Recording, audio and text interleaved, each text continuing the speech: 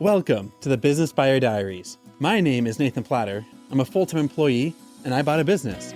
I did everything right, from finding the deal, handling all the due diligence on 63 opportunities, and ultimately bought a profitable gym. And boy, was I in for a big surprise as a new owner. I chronicled everything in real time, including the biggest wins to the stressful nights at 2 a.m. I'm sharing my journey without sugarcoating anything, so you don't make the same mistakes that I did. Here's today's episode. All right, this one's going to be some career life advice. If you want to hear about the business, go ahead and skip, but that's going to be life advice. If you're looking to make money or if you're looking to get unstuck in a stuck situation in life.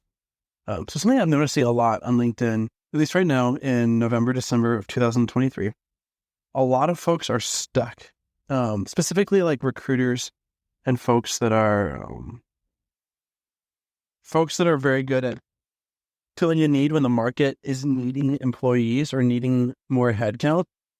And then when companies don't need that, folks get laid off and folks get let go. And unfortunately, that's part of the cycle. A lot of experienced recruiters know that. Some of the younger recruiters are learning that. I just read a post about a recruiter who has been unemployed for 11 months. And that is very hard. I won't make I'm not going to comment on why that might be the case. I have a hunch looking at their profile. If this person was down and out, they would be doing something to fix the situation pronto. And they probably are down and out right now. They're probably in a bind, but they're not in a hard enough situation where they are desperate to turn things around. They're not at the point where they're begging or robbing or getting into fistfights to make ends meet. They're not that desperate yet, but there's somewhere between where they are now and where they're trying to get to. And so for folks that are in a tough spot, go and look for roles that are either very inconvenient hours of the day, have very inconvenient work schedules, or require you to perform and produce more than the next guy. And so the roles that jump to my mind are without employee roles where you're not obligated to sell essential oils and you're going to make nothing or something. But right now, if I got laid off and I was desperate and I had to find a way to put food on the table, I would either work the overnight job at a hotel or the airport or someplace where they have an 8 p.m. to an 8 a.m. shift. And you can spend that time working the most quiet roles and you can educate yourself and skill up and not have to do a whole lot. If you're working at a hotel, there's going to be things you have to work on for sure. But I'm guessing of an 8-hour shift, you'll have 4 hours of really slow downtime. If you've got slow downtime, there's 100 things you can be doing, but only 1 or 2 are probably worth your while, such as learning a code, learning a skill, learning something that can increase your income, learning how to do sales or something. If that's on the table and you need a day job, sell and learn to work performing retail roles. And if you don't have to have experience in that, but you have to have hunger, desire, a referral of some level, and the ability to say this person is going to out hustle, out strive, and out endure hardship and pushback. You don't need to be amazing at sales to get into sales. You have to be persistent and willing to follow a system. And a lot of guys that sell at fancy dealerships like Volkswagen, Mercedes, Audi, or Toyota, a lot of them are career car salesmen or saleswomen, whatever. And they know how to sell on some level. Okay, well, don't go for their job. Figure out who on the used car lot needs an extra set of hands.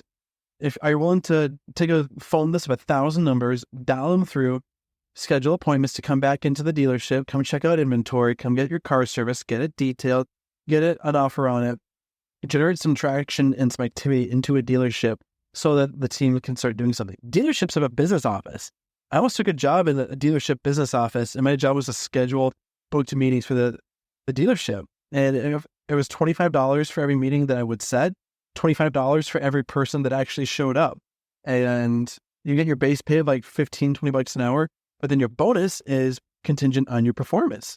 And so I never took the job. I ended up letting something else in my career, but that was just a sample of sell somebody else's inventory of something that is valuable where there's enough money in the stack of the transaction for you to get paid.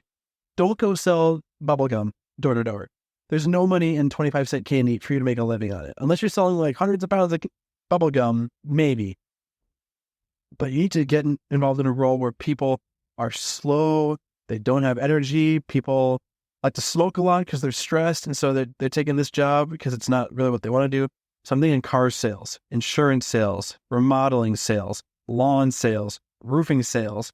If you're willing to smile, hey, go handshake and get yelled at or being like threatened or whatever, and you're willing to go do it again and again and again, and you can have thick skin, you will make more than working at Home Depot. I guarantee it. I can say that because I've known people that have bailed once they figure out how to smile, door knock, talk to strangers, and generate sales activity. And if you're in a bind, if you're short on cash, go rent a suit or something. Go find someone that has a high ticket. When I say high ticket, something that costs over $100 or ideally over $10,000, and that they need people to go to the streets and go try to sell this thing and either set appointments, close the sales deals, or generate traffic towards this higher price point thing. Highly recommend it. And if something that's nice with sales is you build that skill set along the way. If you can sell a car, you can sell lawn mowing services, you can sell software, you can sell a yacht. You just learn what the different pain points and the different things that people need. And so for the folks on LinkedIn, they're like, it's been 8 months, 10 months, 1.5 years, 3 years. Okay, like let's take a break from, I'm going to pick on this guy for a minute. 11 months. Okay, so nothing's happened in 11 months. I'm sorry, that sounds very rough. Let's take a 2-month break. Let's go try something completely random since the current strategy is not working. Let's go find you a different sales job. Let's see if it can be car sales or snow plowing sales, and try that.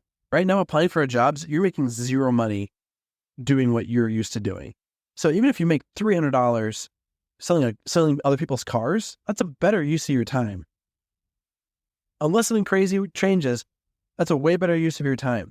So the important thing to this is getting traction, build momentum, build a track record, and down the road when the economy turns around and now some people are hiring recruiters, say, hey, I'm a car salesman. I've been a recruiter.